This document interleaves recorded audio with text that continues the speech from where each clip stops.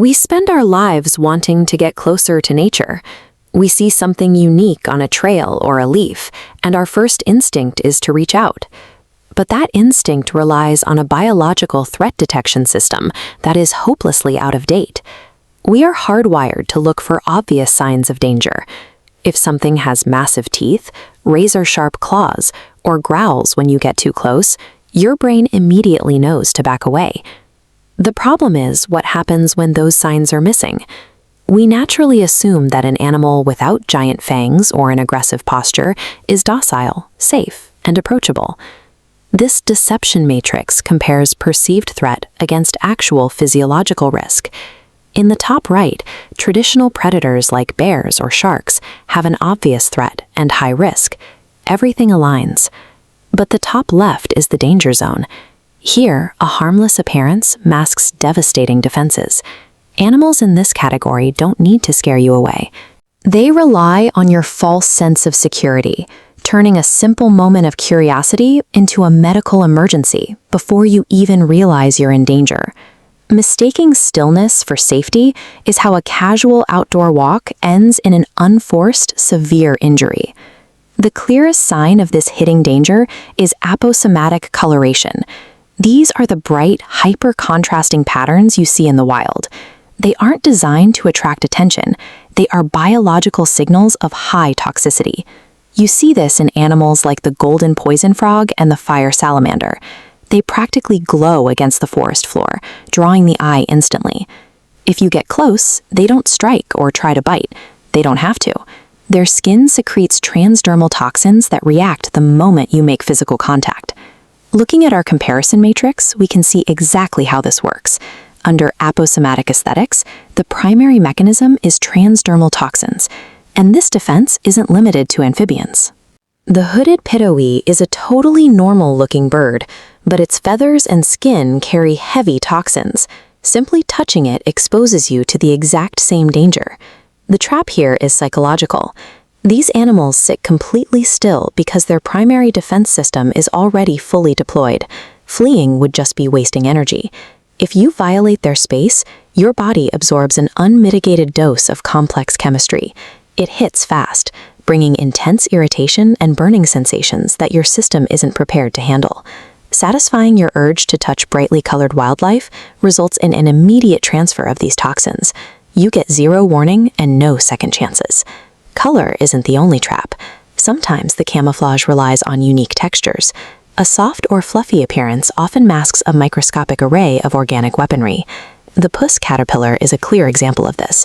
It looks like a harmless wig wandering across a branch. But beneath that soft hair lies a dense network of highly venomous spines. The same principle applies to small, easily ignored insects like the assassin bug or the bullet ant. Because they are tiny, they fly under our radar, but they conceal specialized mechanisms designed to inject devastating enzymes directly into your tissue. We can track this on our matrix. Under concealed microweaponry, the mechanism switches from passive toxins to active enzyme and venom injection.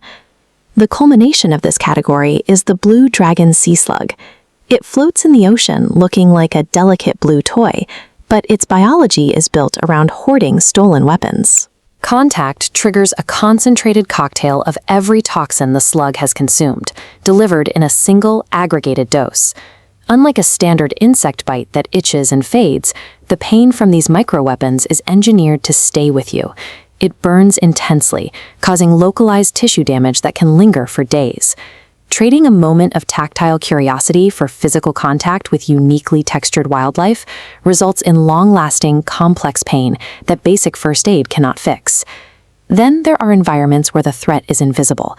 Some animals blend into sand or leaf litter, lying dormant until someone takes a wrong step. The stingray operates like a buried landmine. It lies flat in the shallows, completely peaceful, until its personal space is directly compromised by a passing foot. Even animals with comical features fit into this hidden danger category. The platypus looks like a mismatched joke of nature, but the males possess concealed venomous spurs on their hind legs. This brings us to the final row on our matrix, the passive minefield. The mechanism here is reactive kinetic defenses, and the required precaution is simply to maintain distance. The danger here is sheer speed. Once a camouflaged or docile-looking animal is triggered, its physical response, like the snap of a stingray's tail, outpaces human reaction time. We can scale this concept up to something as massive as the cassowary. It looks like a large, slightly strange bird, which masks the reality of its dinosaur-like kinetic power and razor-sharp, bone-breaking claws. None of these animals are actively hunting humans. Every injury they cause is the direct result of humans failing to maintain basic situational awareness in wild environments. Prioritizing a close approach over environmental awareness around camouflaged animals triggers physical trauma before your brain registers that you made a mistake. Knowing how these biological defenses work is only half the battle. To navigate wild spaces safely, we need a practical way to override our flawed natural instincts. This flowchart helps override curiosity. First, visually assess. If an animal displays apostemic colors or unnatural textures, stop and maintain distance. If not, evaluate behavior. If the animal remains completely stationary and unfazed by your approach, treat that as a red flag. Stop. For the ecotourist spending thousands to explore foreign jungles or reefs, a strict visual-only policy is the only reliable way to protect your trip and health. For the casual hiker or beachgoer, environmental mitigation is straightforward. Shuffling your feet through the sand is a simple physical adjustment that alerts buried rays, preventing a direct strike before it ever happens. When you measure the ultimate return on investment, the temporary satisfaction of getting a close-up photo or feeling an exotic texture is never worth dealing with a chemical or venomous medical disaster. Nature's most effective defense systems do not need to roar, bare their teeth, or chase you through the woods to establish their dominance. Total passivity in an animal is not an invitation to get closer. It is a warning that its defenses are fully active. If an animal looks like a vibrant toy, feels like a decoration, or ignores your presence, it has already calculated that it doesn't need to run from you, which means you need to be the one to walk away.